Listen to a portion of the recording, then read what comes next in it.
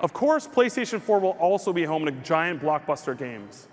Dude, this is like the best E3 ever. Sony is just crushing it right now. I can't wait to get a PS4.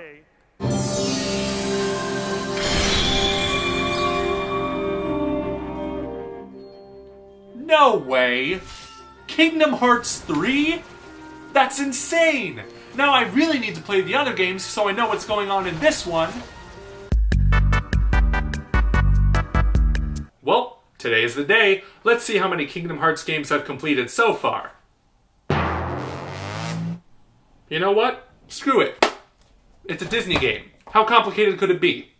Yes, the famous last words spoken by someone who decides to play Kingdom Hearts 3 before any of the previous games. Someone like me. I'm doing this because I can't help but see what all the fuss is about with this game. On release day, I saw many friends posting things like, oh, I've waited 14 years for this game, oh, 12 years for this game, 16 years. Okay, can we just pick a time frame and stick with it, guys? Come on. Truth be told, I'm not totally incompetent when it comes to Kingdom Hearts. I played the first game a ton and over again, but the problem was I never beat it because, well, those final bosses just drove me insane. Hopefully this new game is just slightly easier. Slightly. Fortunately, Square Enix knew that some people would need some serious catching up, so they included a few recaps of the story so far. Did it help me at all understand what was going on?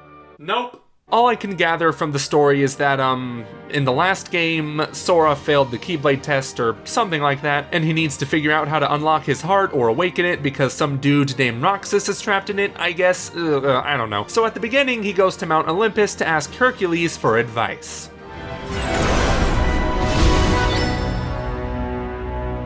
Thank you for calling Square Enix support. How may I help you? Is it Kingdom Hearts 3, or is it not? Make up your minds! Thankfully, after you complete the Mount Olympus world, the game reveals itself to be Kingdom Hearts 3. Finally. All those 14 years of not waiting have finally paid off. Coming off of Kingdom Hearts 1, obviously 3 feels like a huge step up gameplay and graphics-wise. I played this on my PS4 Pro, so the game defaulted to prioritizing performance over visuals. I wish I could show you what that looks like, but seeing as I didn't have a 4K capture card as of recording this, I had to stick to using the PS4 Pro's internal capture, which came with a couple of drawbacks. Never change, Disney. Maybe I shouldn't have called attention to that. Just do what I do with the game's story and pretend it's not there. I know I'm about to sound like a complete asshat to some of you, but I do not give two cares in the world about the story in Kingdom Hearts. And this is probably due to me not having played the games as they released. But that doesn't change the fact that this is the most convoluted, overcomplicated, and ridiculous story I have ever seen in a video game. Metal Gear Solid was more cohesive than this. You would think since every character speaks as slowly as possible that I'd be able to understand what was going on. You would think. Although, to be fair, I spent most of the time doing this during cutscenes. It's okay. Oh look, a tutorial on how to bake baked beans. And it's only 20 minutes! I did watch some of the cutscenes set in the Disney worlds though, because those are kind of the point of Kingdom Hearts to begin with. Visiting Disney worlds, you know, Disney worlds meant for children. A few of the worlds are set after the events of the movies they're based on, like Big Hero 6 and Monsters Inc. Other worlds, though, reenact events from the movie, like Tangled and Frozen, to the point where it's kind of annoying, actually. During those times, though, is when the animation shines, looking almost exactly like they did in the movies. Otherwise, the animation is wildly inconsistent. 1 second it looks almost as good as the movies, and the next it looks like Kristoff is going through some serious Vietnam flashbacks. When the game is reenacting parts from the movie, these segments don't often include Sora, Donald, and Goofy, so really what's the point of them? Let it go, let it go. I've already seen Frozen. I really like Frozen. So why am I listening to this entire song? You know what this reminds me of? That Tom and Jerry direct-to-video film where they go through Willy Wonka and the Chocolate Factory. It was literally just Willy Wonka and the Chocolate Factory, but with Tom and Jerry in the background. It's a lot like the trio's involvement in some of these worlds. their presence has little to no bearings on the actual events that take place. Fortunately, this is only true for some of the worlds. Big Hero 6, Monsters Inc., and Toy Story each have unique stories, and the trio feels like they're actually serving a purpose. Also, can I just point out how ridiculous it is that they have to keep the world order by not mentioning they're from another world, even though there is a talking giant duck and dog in a world as realistic as Pirates of the Caribbean? Sure, talking octopus, totally fine. Giant talking animals? Somebody should be asking questions right now. Okay, I've complained about Kingdom Hearts 3's story enough. Yes, it's convoluted, it's all over the place. But is there anything I like about Kingdom Hearts 3?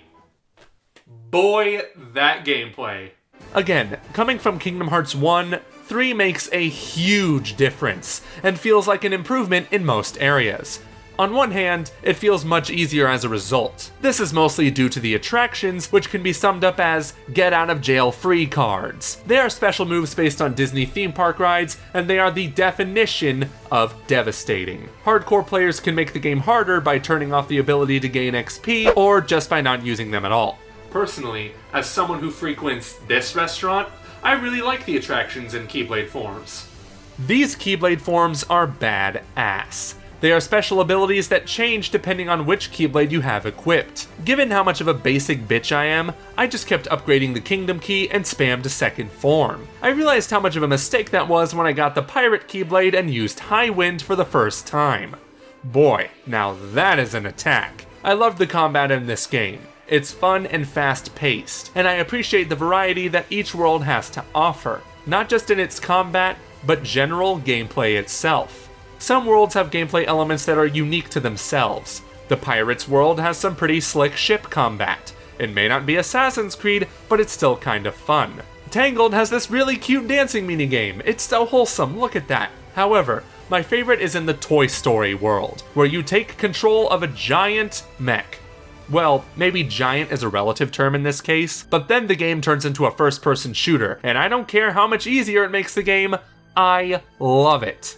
However, you know what I hated in the first game that I still hate in this one? Anything involving that gummy ship. Sure, these segments may look cooler now, but that doesn't change how dull and repetitive they are. When I discovered that you can abandon most battles, I never hesitated to just hit that skip button.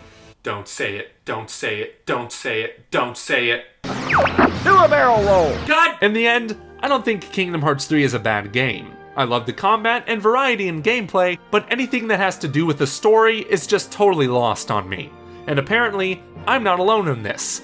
Now after 2 weeks on the market, the two reactions I'm getting from my Kingdom Hearts fan friends are either feelings of emotional satisfaction, aka crying, or complete and utter disappointment / betrayal. Now, I admittedly did not beat the story, but from what I've been hearing, the ending left more questions than answers. Feel free to let me know what you didn't like about it in the comment section down below.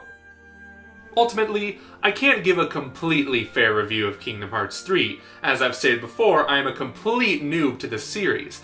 I just wanted to give my perspective on an otherwise flawed game that people have been hyping for quite a long time. And even though it is a far from perfect game, at least its main theme is really good. Should I take a deep faith? Ah, it's so beautiful. I could listen to this on repeat. I'm almost here. Skrillex? Skrillex, what are you doing? Skrillex, no! Skrillex, stop!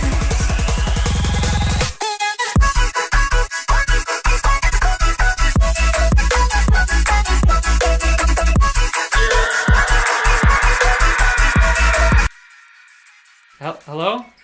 Sir? Oh boy.